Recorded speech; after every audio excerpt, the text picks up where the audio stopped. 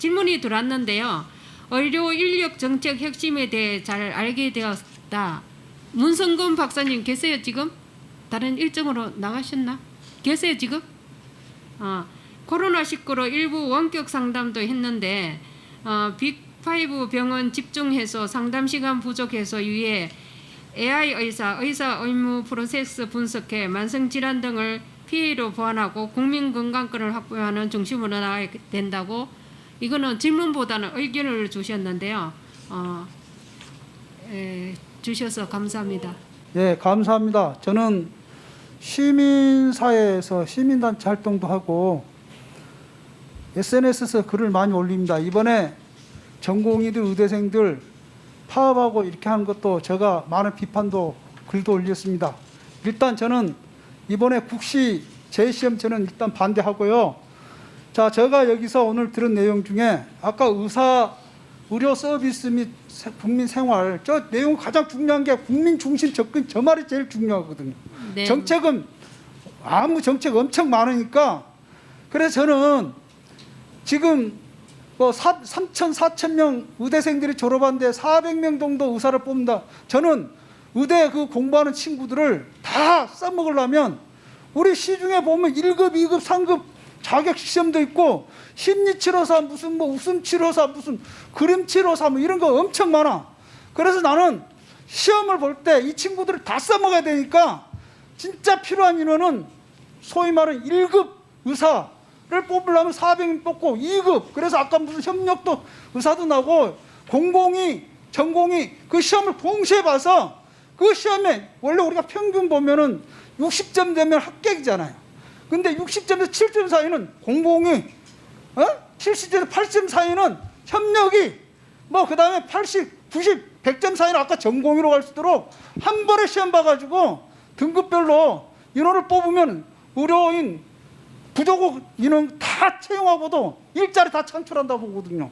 그런 시험 제도도 개선했으면 어떨까 그런 생각을 하고요. 그 다음에 지금 의료진 중에서 아까 산부인과 같은 거라든지 피부과 같은 거 의사들이 줄어들었잖아요. 폐업한 사람 그 사람들을 재교육시켜가지고 전공 부전공을 개발시켜서 다른 일을 할 수 있도록 그리고 세 번째는 의사들 정년을 만들었으면 좋겠어요.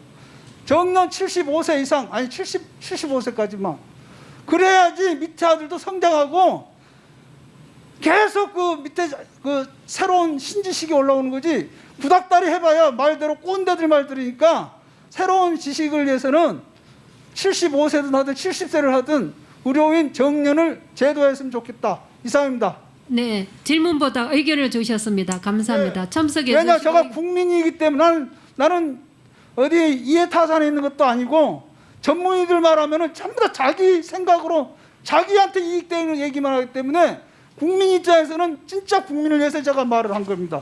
이상입니다. 네, 감사합니다. 네, 토론에 이렇게 자리 지켜주시고 좋은 의견 주셔서 너무나 감사드립니다. 시간이 거의 다 되어서 우리 참여하신 분 코멘트를 한 2분 정도 내에서 하고 우리 이기호 교수님께서 마무리 말씀을 해주시도록 하겠습니다. 우리 아까 지금 저보고 뭐 이거 한번 말씀하라는 것도 있었고 아까 우리 중앙일보 기자님께서 몇 가지 얘기를 하셨는데 일단 52페이지에 보면은 2037년 이후 인구 1000명당 활동 의사 수는 OECD 회원국 평균을 넘어서 의사 인력의 공급강이 예상된다는 자료도 있음.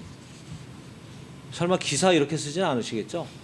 예, 기자에는 자료를 근거도 아니고 네, 출처를 밝힙니다. 출처 이런 출처가 아무튼 그 여기 나오는 뭐 사수 지금 현재 인구 10만 명당 의대 졸업생 수가 OECD 평균이 한 13점 몇 명인데 우리가 한 6, 7명밖에 안 되거든요. 그러니까 물론 이제 10년, 20년 평균으로 우리가 보면은 워낙 그 전에 분모가 작아가지고 의사 수가 적었으니까 증가율이 좀 있어요. 그런데 2007년도까지 이제 의대 정원을 줄이고 나서 의사 배출이 언제부터 됩니까? 한 10년 지나서 되잖아요. 그러니까 2015년 경부터는 지금 의사 배출이 굉장히 없어요. 그렇기 때문에 그런 부분들을 고려해서 이렇게 그 통계를 하실 때 정확히 하셔야 된다 말씀을 드리고 하지만 한 가지만 말씀드리면 아까 여러분들이 말씀하셨는데 현재 정부가 의대 증원 정책을 학대 정책을 섣부르게 내놔서 그 반박도 못하고 이런 상태를 처리했다 이렇게 말씀을 하시는데 그렇지 않아요. 정부가 현 정부가 잘하고 못하고를 떠나서 어떠한 정책이 나오든 간에 의대 증원에 대해서는 의사들은 반대를 했을 것이고 그리고 극단적으로 할 만한 그 힘을 갖고 있기 때문에 저렇게 저항을 할 겁니다. 다만 그동안 그것이 무서워서 그동안에 아무도 이렇게 못했던 것을 그나마 정부가 무슨 선에서 했다 잘 모르겠어요. 어떤 정치적인 이유 무슨 지역 수요 어떤 것이 동기가 됐던 간에 좌우지간 결과적으로 나타나는 것은 의대 증원이라는 것을 공식화했고 그것이 논쟁의 그것으로서 정부민의 의식의 대상으로 끌어올렸다는 점에서 저는 큰 의미를 듭니다. 결과적으로 순간적으로 이것이 중단이 되고 어떻게 하는 것은 이제 앞으로 해결해 나갈 과제고 이거라도 없었으면 계속 이 상태로 갔었을 텐데 용기 있게 그 용기가 선을 위해서 그런 거지 배경은 정확히 모르겠습니다만은 아무튼 결과적으로는 의미 있는 행위가 이루어졌다. 앞으로 해나가게 따릅니다 하는 말씀을 드리겠습니다.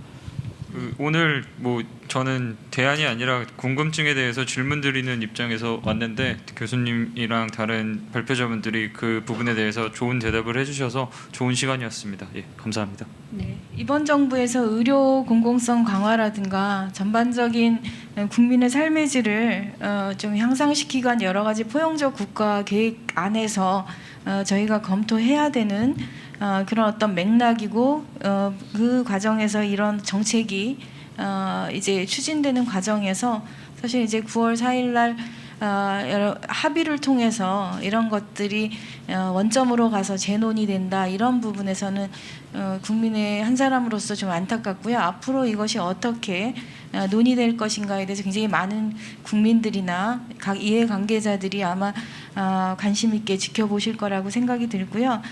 좀 여러 가지 오늘 특히 이제 우리나라가 초고령 사회에 가장 빠르게 늙어가는 국가로서 대비해야 되는 미래 위험 이런 부분 또 실제로 보건의료 서비스가 정확하게 필요한 곳에 쓰이지 못하는 여러 가지 그 어떤 의료 제도들 간의 어떤 그 분리된 재정 기제들 이런 것들이 함께 검토되면 좋겠다 이런 생각을 해봤습니다. 네. 아까 신영석 박사님께서 이제 제 얘기가 도대체 의사를 늘리자는 거냐 말리자는 거냐 이런 말씀하셨는데 사실은 제가 앞에서 명확히 말씀을 드렸는데 분명히 우리나라의 의사가 부족하고 의사를 늘려야 한다고 하는 거는 그게 옳다고 생각합니다. 옳은데 이제 제가 그 후반부에 이제 다른 의사 인력의 기능을 대체하는 그런 일부 새로운 직종을 만들자고 제안하는 건 뭐냐면 우리가 의사가 충분하더라도 사실은 인력의 그 효율적 활용이라는 측면에서 보면 이 기존의 의사 말고도 의사보다 교육 기간이 좀 짧고 대신에 이제 의사의 일을 나눠서 이제 의사보다 더 전문적이고 불확실성이 많은 일은 이제 전문 의사가 하고 일반적이고 일상적이고 되풀이되는 그런 직무에 대해서는 다른 직종이 수행하고 이렇게 하면 전체 보건의료 인력의 생산성이 향상될 거다. 그게 국민한테 좋은 거다라고 하는 걸 말씀을 드리는 거고요. 그러니까 첫째 의사 늘려야 한다. 그다음에 의사의 그 직무를 대신하는 그러한 대체 인력도 우리가 새로 만들어서 고용도 창출하고 보건의료 인력의 그 생산성도 높여야 되겠다. 이런 말씀을 드리는 거고요. 그 정부 정책이 제가 아까 이제 우리 정영상 교수님 말씀하셨듯이 사실 의사를 늘리겠다고 나선 거 사실 높게 평가해도 생각합니다. 왜냐하면 보수 정부 10년 했지만 이런 것에 대해서 전혀 관심이 없어요. 계속 얘기해도. 왜냐하면 사실 국민 생활의 질에 굉장히 밀접한 주제인데도 불구하고 그런 얘기를 여태 하지 않았다는 것은 사실은 보수 정부의 가치가 도대체 뭡니까? 국민들 보수든 진보든 사실 마찬가지죠. 정부의 가치라고 하는 거는 국민들이 원하는 필요한 걸 해주는 게 맞잖아요. 그게 보수든 진보든 간에. 근데 지금까지 못했던 걸 했다는 건 우리가 높게 평가하는 건 맞고요. 그런데 다만 이제 그 의사 선생님들 입장에서도 억울한 측면이 분명히 있을 거예요. 있는데 너무 또 이렇게 막 몰아가는 거는 제가 볼 때 좋은 건 아닌 것 같고, 특히 이제 오늘 아까 의사 이제 국시 그 학생들 다 시험 보는 거, 이 문제가 이제 제가 얼핏 기사를 보니까 의사들이 국시 그 대상 학생들이 사과는 하지 않고 시험 보겠다 이렇게 의사표명을 했다고 해요. 이 사람들이 이제 심리 상태는 이제 사과하는 건 자기들 자존심 문제이기도 하고, 여태까지 했던 게 도대체 뭐냐는 자기 부정의 이 일이 될 수 있기 때문에 굳이 사과는 안 한 것 같은데, 저는 이 문제는 사실은 정부도 이 결제 해지의 그 자세가 있어야 한다고 생각합니다. 그 의사 개인 1년 쉬게 하는 개인한테는 엄청난 손해일 뿐만 아니라 국가 사회 전체적으로도 사실 손실이잖아요. 그러니까 이건 대국적으로 뭐 그걸 뭐 감정 싸움 하는 것도 아니고, 정부도 일부 이제 뭐 잘못한 것도 있을 거고, 물론 이제 의사 단체나 또는 학생들도 분명히 잘못한 게 있습니다. 그러니까 결제의 차원 서로 일단 이 문제는 전체 국민의 이익을 위해서 좀 시험 보게 해주는 게 옳다고 생각해요. 그렇게 해야 나중에 다시 또 의사들 또 국민들 대표들이 가서 다시 또 이 협의를 할 때 뭔가 더 생산적인 논의가 있을 거라고 생각합니다. 이제 그게 일단 학생들이 희생되고 나면 뭐 여러모로 안 좋은 게 사실이거든요. 앞으로를 위해서도.